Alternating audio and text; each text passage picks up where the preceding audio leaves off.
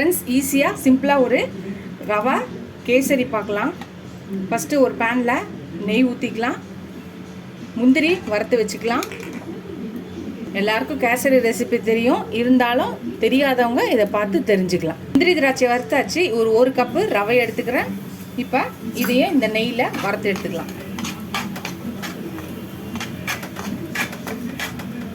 ரவை வறுத்தாச்சு. இப்போ இது வேற ஒரு பவுலில் மாற்றி வச்சுக்கலாம். இப்போ ஒரு கப் ரவைக்கு 3 கப் தண்ணி எடுத்துக்கலாம்.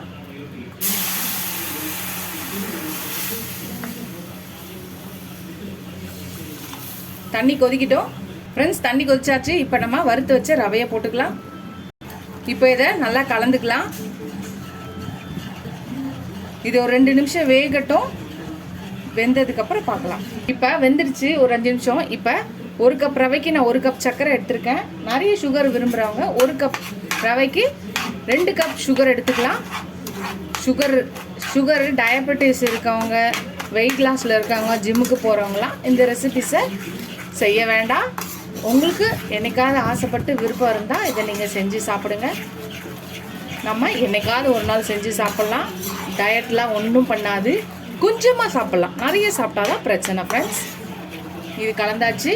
இப்போ கொஞ்சம் நான் ஃபுட் கலர் சேர்த்துக்கிறேன். இப்போ இதே சேர்த்து மிக்ஸ் பண்ணிக்கலாம். இது அப்படியே நல்லா திரண்டு வரட்டும், பார்க்கலாம். இந்த டைமில் நம்ம 1 ஸ்பூன் நெய் ஊற்றிக்கலாம். இப்போ இதே சேர்த்து கிளறிக்கலாம். அவ்வளோதான். இந்த ஸ்டேஜில் நம்ம வறுத்து வச்ச முந்திரி திராட்சையை போட்டுக்கலாம். ஏலக்காய் தூள் ஒரு 1/2 ஸ்பூன் போட்டுக்கலாம். ஸோ இதே சேர்த்து மிக்ஸ் பண்ணிக்கலாம். அவ்வளோதான். நம்ம அடுப்பு ஆஃப் பண்ணிடலாம். நம்மளோட சிம்பிளான ஒரு ஈஸியான ஒரு sweet recipe, kesari recipe ready ஆகிடும். பெங்களூருக்கு போனீங்கன்னா எந்த நீங்கள் டிஃபன் ஆர்டர் பண்ணாலும் அந்த ரெசிபியில் கண்டிப்பாக இந்த கேசரி ஸ்வீட்டை தருவாங்க. நீங்கள் கேட்கலனாலும் அதில் ஒரு ஸ்வீட்டு, இந்த கேசரி ஸ்வீட்டை வச்சுருவாங்க. பெங்களூரில் இருக்கவங்களுக்கும் பெங்களூருக்கு போகிறப்ப சாப்பிட்றவங்களுக்கும் அந்த ஹோட்டலில் சாப்பிட்றவங்களுக்கும் தெரியும். நீங்களும் இந்த ரெசிபியை ட்ரை பண்ணி பாருங்கள். ட்ரை பண்ணி பார்த்துட்டு எப்படி இருக்குன்னு சொல்லுங்கள்.